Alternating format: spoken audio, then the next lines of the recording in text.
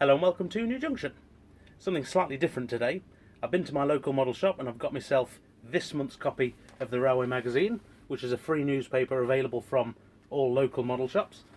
Get yourself a cup of tea and we'll go through all the news running through August and September.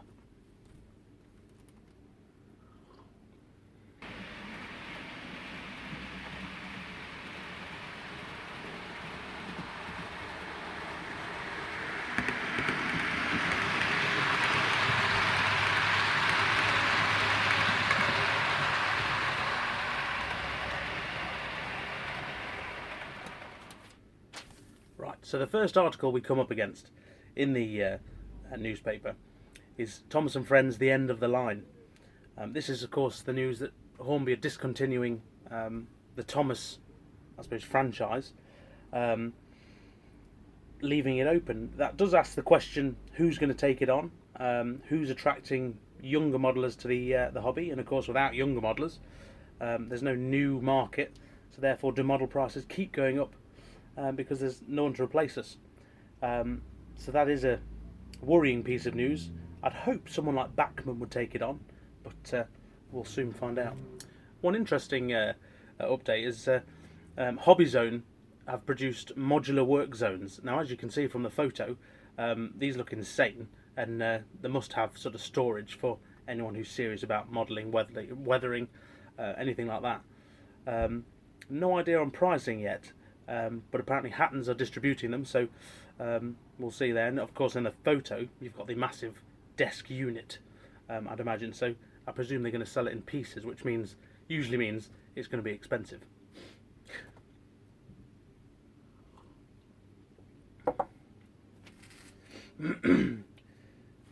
Obviously, how can we miss the giant full page advert for the Train Sim World, available on PS4, Xbox One and Steam for the PC users. I'm not normally a fan of train sims. They can be a bit dull after a while, but from what I've seen for this one, the detail's amazing. Probably it depends on the scenarios and things in game, but from what I've seen, it looks quite a good game, so it's well worth checking out if that's your thing. Now, as you can see, Backman have two new locos. There's a Class 47 and a Class 37. They're in the ever popular rail freight sector liveries. It's always been a popular livery, but it's nice of Backman to do, I suppose, multiple engines in one go in one livery, so it gives you something to save up for and collect. Now, these are priced at £159.95. I'm sure you'll find them cheaper online, and I'm sure they're up to the usual standard of loco, so they should be quite an interesting addition if that's your era. Now, next on the agenda is the new scale model scenery shipping containers. They come in a 2-pack and a single pack in 00 and N gauge and in various sizes. Now, I actually have one of these myself for a diorama I'm going to be doing in the next few weeks, which we'll see on the Wednesday slot for Scenic Season on the layout. So I'm very excited by those. They're very sturdy kit, far more detailed than the sort of plastic equivalent, and definitely more detailed than, I suppose, the cardboard kits, and not really a bad price for a nice MDF kit. So we'll see how that looks in a few weeks. So as we come to the back end of the this month's newspaper, we see Hattons have a lovely full page spread with what I feel is probably one of the biggest announcements the industry's had in the last couple of years. If nothing else, it's a shake-up. What we've got is Hattons have a new Class 66 coming, but it's not only a Class 66, there's going to be 32 variants, including the Biffa livery, the Flying Dustman. The first prototype has landed, fully detailed, etc. The pictures of that should be on your screens now. It has such features like a seamless front, which will be nice to see. And if you want to see the prototype, you have to check out Sam's Trains tomorrow at 3 PM if you're available. He'll be doing a live stream with Hattons, and they'll be looking over this model. So I'm very excited about that one. Prices, probably about £150. Obviously the sound fitted, as we can see on the newspaper, £265. So quite dear, but you literally can't go wrong.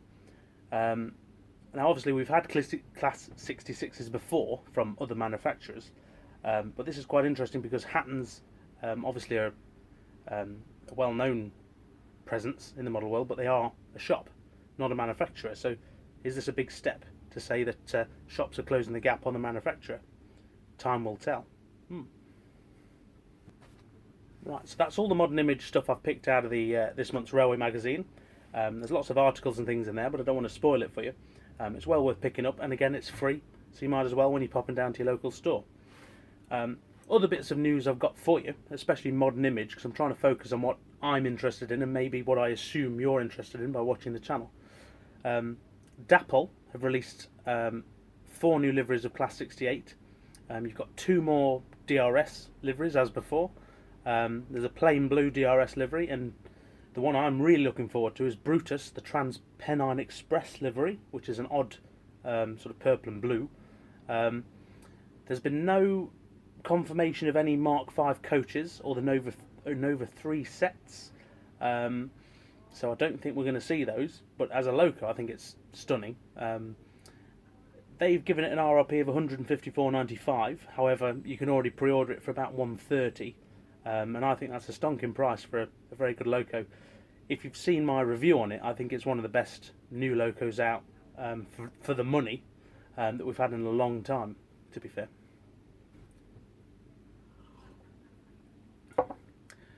From the other manufacturers, of course, you've got Hornby, who've just released the TTS decoders for the Class 43. That's the newer style engines. Enterprise is £69.99, probably again cheaper online. For 2 engines, it's not too bad. It's about the going rate, really. A lot of people will upgrade the speakers, of course. That's just in time for the Great Western Railways HST livery, which is the Meningitis Trust livery. That's going to be £289.99-ish. And also in time for the British Rail Intercity special Swallow livery Class HST, which will be £299.99. Why the £10 difference? I'm not really sure. Probably because they know more people will go for the Swallow livery. Now, news from Backman, something I've been eagerly waiting for all year. The Euro Phoenix is actually due this month. Now, whether we'll see it, fingers crossed we will. That's a sound-fitted loco. It's £212.46 is the cheapest I've seen it for so far. So that's going to be literally my number 1 loco to get next, is that Euro Phoenix. So as soon as it's out, prepare yourself because there'll be a review. That also follows suit with the Merle Evans Class 37 that was just released. Of course, that's named after Backman's former head of research and development, who sadly passed away. But that's again a stunning loco, 135 quid, and away you go. Now, my last bit of news is from Railtech transfers. As you've seen, or maybe you've not seen, but if you have seen my video last Friday on my Railtech liveries transfer, where I put the LNER stickers on the side of my Class 91, excuse me, what Railtech have done, they've seen my video, I spoke to Steve, and they've actually put the same logo on the red square already. So we've got one en route. They've done it for the Class 91 and the HSTs now. So in theory, you can now just apply it and it's ready to go. They've also done, because something else was pointed out to me, the loco which Hornby released, the Class 91 in the Virgin livery, in the real world hasn't actually been re-liveried yet, so which was pointed out to me. So what he's done is also included a renumbering kit on the same sticker pack. So as soon as that arrives, I'll let you know. So, thank you for tuning in. This is a slightly new concept, one I was going to try and do a bit more of. Again, focusing more on the modern image era, or what fits my layout. Of course, these magazines are free, and I mean, if it's popular, I might add to it with other magazines, things like that, other publications from other suppliers, as and when the news comes in. Things I find interesting, fun to talk about, isn't it? But let me know what you think in the comments. Thanks as ever for tuning in. Like I say, don't forget to pick up your copy. Take care now, guys. See you later.